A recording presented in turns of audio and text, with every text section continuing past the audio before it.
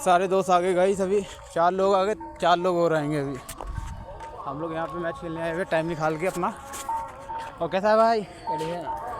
ये भाई बच्ची है, नाम भी पता नहीं कैसा रखा है, ये सूरज भाई है मेरा, सेम टू नाम।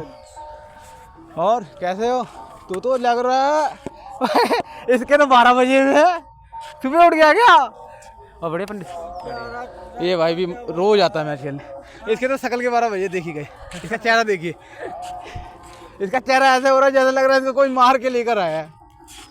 क्यों नींद नहीं पूरी करी तेरी? ये टाइम बड़ा लगा रहा है। हाँ टाइम बहुत लगा रहे हैं लोग।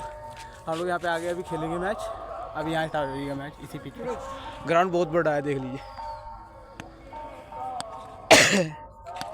यहाँ पे तो हमारे रोहित शर्मा भी छक्का नहीं मार पाएंगे उस पेड़ तक, वहाँ से मारना पड़ेगा उस स्टंप के पास से। वो वहाँ होगा मेरे हिसाब से, ज़्यादा नहीं है, 500 मीटर होगा। 500 मीटर का छक्का मार